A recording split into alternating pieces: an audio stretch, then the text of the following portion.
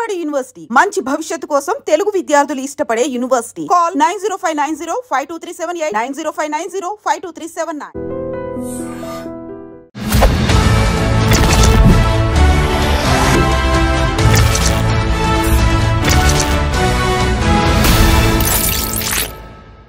అందరికీ నమస్కారం. నేను Swaroopa Potlapalli. Welcome to I dream.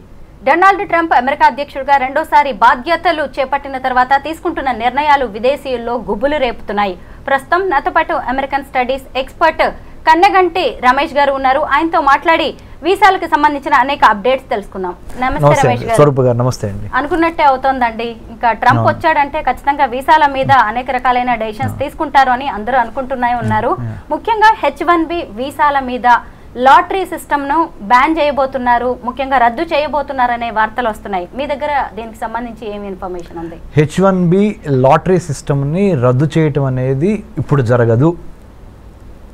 Please be relaxed. కానీ there are two schools of thought.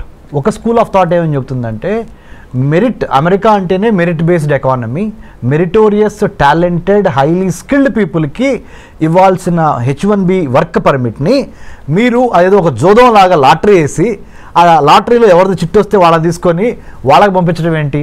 Example అండి, హార్వర్డ్ యూనివర్సిటీలో చదువుకున్నాను నేను. ఎగ్జాంపుల్, నిజంగా నేను స్టాన్ఫోర్డ్ యూనివర్సిటీలో చదువుకున్నాను. నేను ఆర్టిఫిషియల్ ఇంటెలిజెన్స్ ప్రోగ్రామ్ మీద మొన్న 2024లో స్టాన్ఫోర్డ్ యూనివర్సిటీలో చదువుకొని వచ్చా. నేనే అమెరికాకి H1B కోసం అప్లై చేస్తున్నా.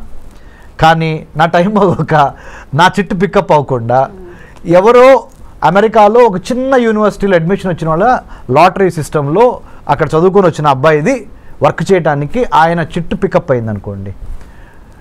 మరి నేను స్టాన్ఫోర్డ్లో చదువుకొని వచ్చాడు, అతను ఏదో చిన్న యూనివర్సిటీలో చదువుకొని వచ్చి ఇద్దరం వెళ్తుంది భుక్తి కోసమే. కానీ నా ఎడ్యుకేషనల్ క్వాలిఫికేషన్స్ అన్నీ పక్కన పెట్టి ఆయనది పికప్ అయింది. అంటే నా మెరిట్ అసలు టెస్ట్ కాకుండానే, నా మెరిట్ జడ్జిమెంట్కి రాకుండానే, దాని పరిగణలోకి తీసుకోకుండానే ఏదో లాటరీ వేసి లాటరీలో చిట్టిస్తే ఎంత పెయిన్గా ఉంటుంది మేడం. ఇది ఒక స్కూల్ ఆఫ్ థాట్, ఒక section of society argument. It should be on merit basis, not on the lottery chit pick up basis. Second rung of people ఏం చెబుతున్నారంటే, వర్ణాలు, వర్గాలు, తరతమ భేదాలు, ఉన్నోళ్ళు లేనోళ్ళు, ఇవన్నీ మాకు సంబంధం లేదు. చిట్ ఎవరికి వస్తే వాళ్ళకి కూడా వదిలిపోయాయి, ఈజీ అవుద్ది. మేము అప్పుడు ఫెయిర్గా ఉన్నట్టు ఉంటుంది, జడ్జిమెంట్గా ఉన్నట్టు ఉంటుంది. అంటే we are not being judgmental, we are very fair and transparent. Whoever chit gets picked up or lottery gets picked up, he or she will get the H1B permit. So ఇదే ఫెయిర్ మోడల్ అని కొంతమంది. So ఇటువేమో merit అని, ఇటువైపు ఏమో lottery based అని. చివరికి ఇప్పుడు 2025 హైదరాబాద్లో ఐ డ్రీమ్ స్టూడియోలో స్వరూప పొట్లపల్లి గారితో నేను కూర్చొని రమేష్ కన్నగంటి మాట్లాడుతున్న ఈ తరుణంలో ఇప్పుడున్న రూల్ ఏంటి అంటే, చిట్టు ద్వారానే, లాటరీ ద్వారానే పికప్ అయ్యేదే H1Bకి వెళ్తుంది. కానీ ఇంకా అది రద్దు కాలేదు ఆ system. This is the fact. కానీ మనలాంటి వాళ్ళం మాట్లాడుకున్నప్పుడు ఖచ్చితంగా ఒక టాలెంట్ అనేది లక్ డిసైడ్ చేయకూడదు. అవును కదా. మరి ఇప్పుడు ఈ లాటరీ సిస్టమ్ తీసేస్తే మంచిదంటారా, తీయకపోతే మంచిదంటారా? ప్లస్లు ఏంటి, మైనస్లు ఏంటి? చాలా మంచి ప్రశ్న, చాలా తెలివైన ప్రశ్న అడిగారు మీరు. అంటే పబ్లిక్ పల్స్ కూడా ఇలాంటి ప్రశ్న కోసం ఎదురు చూస్తూ ఉండుంటుంది. ఒక మెరిటోరియస్ స్టూడెంట్గా కింద నుంచి చదువుకొని, అంటే స్కాలర్షిప్స్ మీద, మెరిట్ మీద చదువుకొని పైకి వచ్చిన వాడిగా ఆబ్వియస్లీ నా personal opinion, I will vote for the merit based system. కానీ life is not fair, life is not bed of roses, life cannot be in black and white, there are areas of grey, right, there are colours of grey. కాబట్టి ప్రస్తుతానికి ఒక కొత్త model evolve అయ్యే వరకు we have to follow this model only. This model indicates lottery system of H1B, so that I'm not being partial, I'm not being judgmental, I'm not being selective, I'm not being biased అనేది crystal క్లియర్గా ఉంది. కానీ this is not fair. ఎందుకు? మీరు అన్నట్టుగా talent ఒకటి, luck ఒకటి. నా లక్ బాగుండి నాకు వచ్చింది, నా టాలెంటెడ్ రాలా. మరి రేపు నన్ను తీసుకునే ఎంప్లాయర్ ఉన్నాడు అనుకోండి, అక్కడ అమెరికాలో పెద్ద కంపెనీ ఇన్ఫోసిసే ఉందనుకోండి మేడం, లేకపోతే బిల్ గేట్స్ మన మైక్రోసాఫ్టే ఉందనుకోండి మేడం. నేను లాటరీ ద్వారా పికప్ అయ్యి వచ్చాను, నేను మెరిట్ బేస్డ్ మీద రాలా. అంటే నేను చదువుకుంది స్టాన్ఫోర్డ్ యూనివర్సిటీ, లెక్క ప్రకారం నాకు రావాలి, కానీ నాకు రాలేదు. కానీ ఎవరో ఒక చిన్న యూనివర్సిటీలో చదువుకో, అంటే ఇక్కడ మీరు ఇంకొకటి ఆర్గ్యూ చేయొచ్చు వేరే వాళ్ళు ఏమని అంటే పెద్ద పెద్ద బ్రాండెడ్ యూనివర్సిటీలు చదువుకున్న వాళ్ళకి మాత్రమే తెలివితేటలు ఉంటాయా, చిన్న చిన్న పల్లెటూరు నుంచి లేకపోతే సెకండ్ రంగ్ కాలేజెస్ యూనివర్సిటీస్ నుంచి వచ్చిన వాళ్ళకి తెలివితేటలు ఉండవా అనే ప్రశ్న గ్యారంటీగా లేవనెత్తారు. So nothing is perfect. Every set of judgmental or measuremental basis has its own little bit of fallacies and mistakes, little bit of weaknesses, little bit of shortcomings. Overall గా by and large ఎవరికి ఎక్కువ న్యాయం జరిగిద్దో ఆ సిస్టమ్ని మనము adopt చేసుకోవాలి. It will take little more time to come to that మెరిట్కి లక్కి ఆర్ మెరిట్కి లేదా వర్గ భేదాలకి అతీతంగా వచ్చే విధంగా ఒక న్యూ H1B సెలక్షన్ ప్రాసెస్ని డిఫైన్ చేసి డిజైన్ చేసి డెలివర్ చేసే డెలివర్ చేసే ఆ 3D రావాల్సిన అవసరం ఉంది. దాంట్లో భాగంగా మేధావులంతా కూర్చొని పాలసీ మేకర్సు, ఎడ్యుకేషనిస్టులు, ఇండస్ట్రియలిస్టులు అందరూ కూర్చొని ఒక న్యూ సిస్టమ్ని బయటికి తీసుకురావాల్సిన అవసరం ఉంది. How do you accommodate A competent, A transparent, A meritorious, A talented guy or girl to work in the United States of America based on the merit base, not on the luck base. ఆ సిస్టానికి రావడానికి we are evolving. ఎందుకంటే Rome is not built over night కదా, తప్పులు జరుగుతూ ఉంటాయి, నేర్చుకుంటూ ఉంటాం, వాటిల్లో నుంచి ఇవాల్వ్ అయి వస్తూ ఉంటాం. ఐఎమ్ షూర్ స్వరూప గారు in the days to come in very near future I think United states customs and immigration agency will go in to that direction under the department of homeland security. H1B వీసాలో కొత్తగా ఏమైనా మార్పులు తీసుకొచ్చే chances ఉన్నాయంటారా? Yeah, I think that's a smart question again. You know why? Given the Immigration and Customs Enforcement Agency, given the United States Customs and Immigration Office, given the new geopolitical geostrategic realities of Russia Ukraine on the one hand, Israel Palestine on the other hand, North Korea South Korea, China Taiwan, ఇవన్నీ global flash points, గొడవలు జరుగుతున్నాయి, యుద్ధాలు జరుగుతున్నాయి. వీటన్నిటికీ తోడుగా post COVID-19 world ఆర్డర్లో Covid తర్వాత వచ్చిన ప్రపంచంలో రాజకీయ, ఆర్థిక, సామాజిక, సాంఘిక పరమైన మార్పులు ప్రస్ఫుటంగా కనపడుతున్నాయి. ఆర్థికంగా అమెరికా కుదేలవుతున్న దశ ఇది. For your kind information, America ఆర్థిక బలాలన్నీ వీగిపోతున్నాయి. The economic tremors, the political tremors, the technological tremors are really shifting the pendulum in the other direction. Asia ప్రాంతంలో ఉన్న చైనా వైపుకి ప్రపంచ ఆర్థిక, రాజకీయ, వర్తక, వాణిజ్య, వ్యాపార సంబంధాలు చైనా వైపుకి ఇన్ ఫేవర్గా పవనాలు ఇటు మూవ్ అవుతున్నాయి. మంచికో చెడుకో we have to wait and see. But having known this fact, United States of America has got a wake up call. అందుకనే మన ట్రంప్ గారు కూడా అన్నారు, hey it's a wake up call from China, People's Republic of China. You know what is it?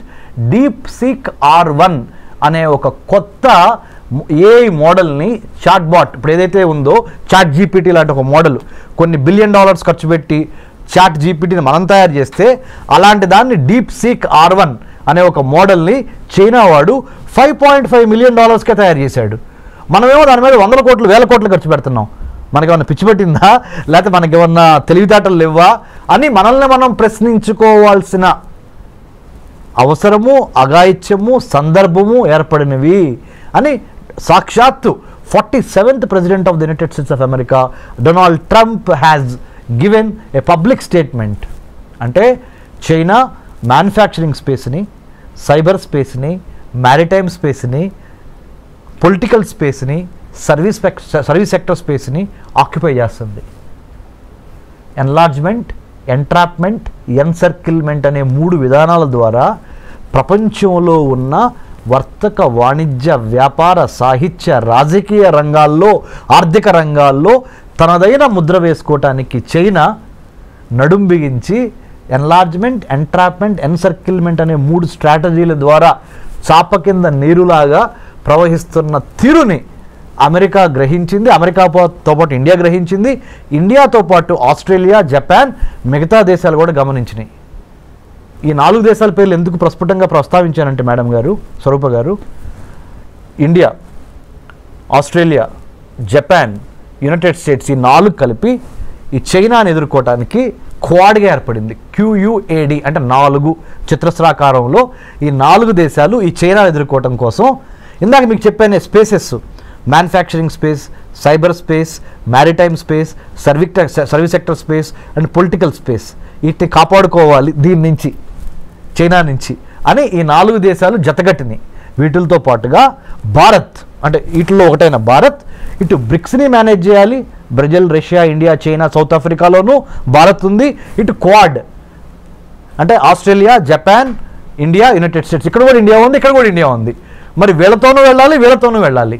ఇద్దరితో కలిసి వెళ్ళి తన యొక్క రాజ్య ప్రయోజనాల్ని ఎలా కాపాడుకోవాలనే రాజకీయ దౌత్యపరమైన చదరంగంలో భారత్ చాలా స్మార్ట్గా తన పావుల్ని కదపాలి.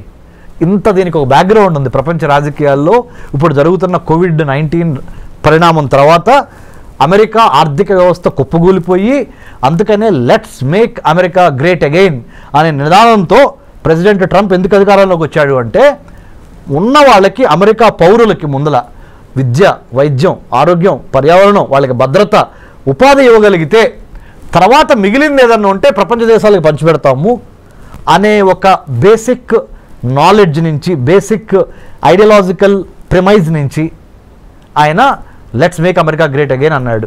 అందుకని ఇండియాకి నిన్నగాక మొన్న $21 మిలియన్ రద్దు చేశారు US ఎయిడ్ నుంచి. ఇది ఇండియాలో ప్రజాస్వామ్యాన్ని పెంపొందించడానికి, ఎలక్షన్స్ని పెంపొందించడానికి $21 మిలియన్ శాంక్షన్ అయి ఉంటే దాన్ని రద్దు చేసేశారు Elon Musk, department of government efficiency, కొత్త డిపార్ట్మెంట్ వాళ్ళు. ఎందుకంటే ముందర మన దేశం గురించి మనం ఆలోచిద్దాం.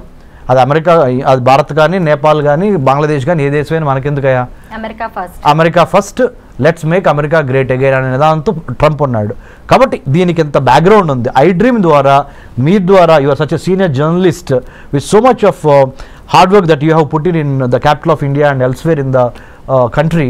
So my humble appeal to I dream viewers is, అర్థం చేసుకోండి, అమెరికా యొక్క ఆర్థిక వ్యవస్థ పరిస్థితి బాగోలేదు.